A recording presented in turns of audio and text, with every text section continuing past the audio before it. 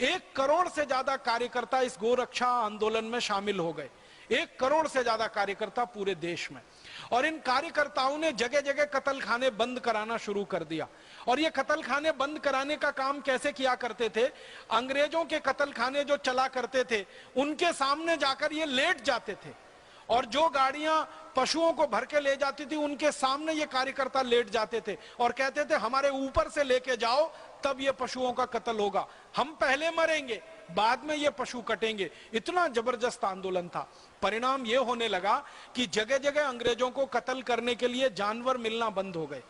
इन 1 करोड़ से ज्यादा कार्यकर्ताओं ने गांव-गांव के किसानों को समझाना शुरू किया कि अंग्रेज तो गाय काटते हैं, हम तो गाय पालते हैं, हम गाय बेचेंगे नहीं अंग्रेजों को, गाय देंगे नहीं अंग्रेजों को, तो अंग्रेज काटेंगे कैसे? इस तरह से ये आंदोलन बढ़ा। अंग्रेजों की हालत खराब हो गई। जब जगह जगह कत्ल खानों को गाय मिलना बंद हो गई तो गाय का मांस खाना अंग्रेजों को तो बहुत आवश्यक था। बिना गाय का मांस खाए वो एक दिन भी रह नहीं सकते थे।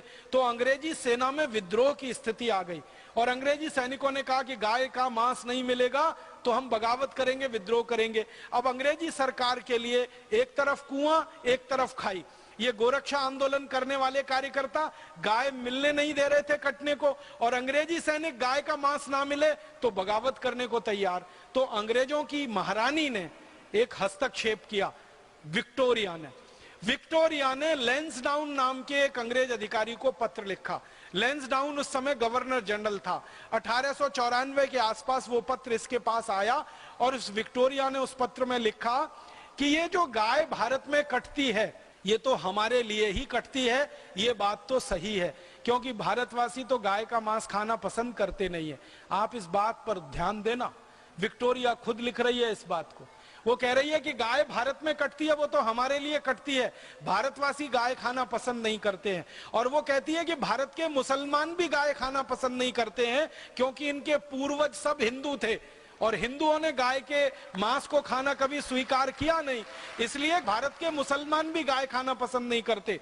उस पत्र में एक एनेक्शर लगा हुआ है जिसमें एक वाक्य है। विक्टोरिया लैंसडाउन को लिख रही है कि मुझे जानकारी मिली है कि कभी किसी मुस्लिम भाई के घर में गलती से गाय का मांस आ गया और जिस बर्तन में वो रख गया और उस मुस्लिम भाई को पता चल गया कि ये गाय का मांस था, तो वो मुस्लिम परिवार उस बर्तन को हमेशा के लिए घर के बाहर फेंक देता है। वो मानते हैं कि ये गलती हुई है, ये भूल हुई है।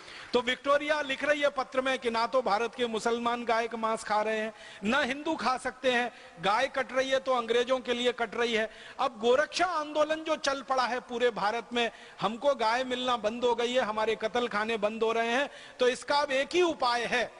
लैंसडाउन को वो कह रही है चिट्ठी में, इसका एक ही उपाय है। क्या उपाय है? लैंसडाउन को वो कह रही है तुम ऐसा करो कि भारत के जो कत्ल खाने अंग्रेजों के लिए चल रहे हैं और मांस अंग्रेजों के लिए पैदा हो रहा है, इन कत्ल खानों में गाय का कत्ल करने के लिए मुसलमानों की भर्ती करो। इस पे ध्यान दीजिएगा वाक्य पे। वो कहती है मुसलमानों की भर्ती करो। इसका माने गाय काटने का काम मुसलमान नहीं, उन कत्ल खानों में अंग्रेज ही करते रहे होंगे। तो अंग्रेजों को हटाकर मुसलमानों की भर्ती करो और हिंदुओं को यह बताओ भारत में कि तुम्हारी गाय मुसलमान काट रहे हैं। तो ये हिंदू और मुसलमान जो मिलकर गोरक्षा के आंदोलन में लड़ रहे हैं, ये आपस में लड़ने लगेंगे और हमारा रास्ता खुल जाएगा और हमारी नीति डिवाइड एंड रूल, बांटो और राज करो, फूट डालो और राज करो, सफल हो जाएगी और हमारी सेना में भी बगावत नहीं होगी और हमारे सेना के लोगों को मांस भी मिलता रहेगा, कत्ल खाने भी चलते रहेंगे। ये पत्र लिखा उसने लैंसडाउन को। लैंसडाउन ने पत्र पढ़ा, उसने फिर मीटिंग बुलाई।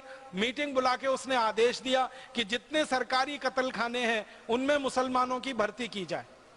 तो मुसलमानों में से कोई तैयार ही नहीं हुआ भर्ती के लिए, कोई आया ही नहीं। तो उन्होंने कहा कि ढूंढो, कोई तो मुसलमानों में जाति समूह होगा जिसको हम इस काम में लगा सकें। तो कुरैशी जाति समूह के मुसलमानों को प्रताड़ित करके, अत्याचार करके, मार पीट के अंग्रेजों ने गाय के कत्ल के काम में लगाया और उनको इतना प्रताड़ित करते थे कि गाय काटो, गाय काटो। फिर होता क्या था कि ये गाय काटते थे कुरैशी समाज के लोग अंग्रेजों के दबाव में आकर।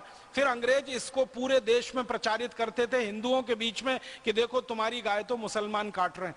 तो 1870 से 1894 तक जो आंदोलन चला गोरक्षा का, जिसमें हिंदू मुसलमान दोनों साथ मिलकर गाय को बचाने के लिए लड़ रहे थे। आपको सुनकर ताज्जुब होगा, जींद की जो गोरक्षा समिति 1870 में बनी, उसमें 11 हिंदू थे और 7 मुसलमान थे। 18 लोगों की समिति थी। हर जगह गोरक्षा की समिति में हिंदू मुसलमान साथ में मिलकर काम कर रहे थे। विक्टोरिया ने लैंसडाउन को आदेश देकर मुसलमानों से जबरदस्ती गाय कटवाकर कुरैशी समाज के लोगों को दबाव डालकर एक घृणित काम शुरू किया और सारे देश में यह लहर फैल गई।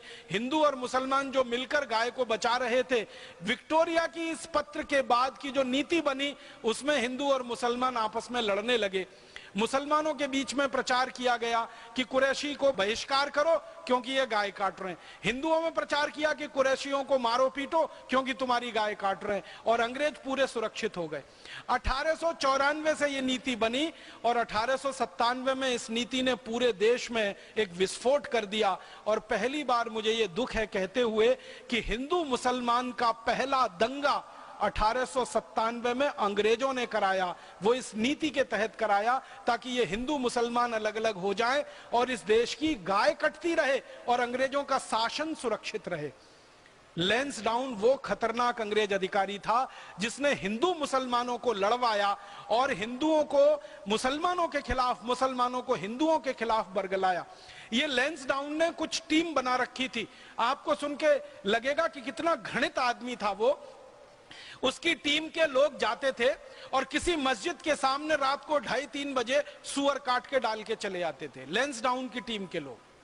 और सवेरे हल्ला मचता था, देखो हिंदुओं ने सुअर काट के मस्जिद में डाल दिया। फिर लैंसडाउन के लोग जाते थे और किसी मंदिर के सामने गाय को काट के छोड़ के चले आते थे और लैंसडाउन के कर्मचारी प्रचार करते थे, देखो मुसलमानों ने गाय को काट दिया।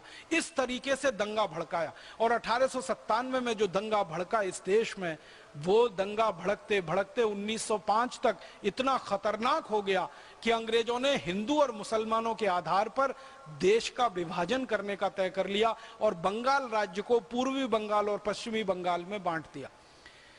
जिस अंग्रेज अधिकारी लैंसडाउन ने यह विष का बीज बोया हिंदू और मुसलमानों में, उस लैंसडाउन के नाम से इस उत्तराखंड में एक पूरा शहर बसा हुआ है, एक नगर बसा हुआ है, उसका नाम लैंसडाउन है। आत्मा को दुख होता है, कष्ट होता है, क्रोध आता है कि लैंसडाउन ने हिंदू मुसलमानों को लड़ाया। गाय का मांस अंग्रेजों को खाने को मिलता रहे, इसके लिए गाय का कत्ल करने के लिए कत्ल खाने चालू करवा के रखे। उस लैंसडाउन का नाम हम क्यों लें और उसके नाम पर कोई शहर का नाम क्यों बने? मैं अपील करना चाहता हूं लैंसडाउन की नगर पालिका से, लैंसडाउन की नगर परिषद से। मैं अपील करना चाहता हूं उत्तराखंड के सरकार के मुख्यमंत्री से, उत्तराखंड की सरकार से अपील करना चाहता हूं कि जितनी जल्दी हो ये लैंसडाउन नाम के कलंक को, इस पाप को उत्तराखंड से जितनी जल्दी मिटा दिया जाए उतना अच्छा है।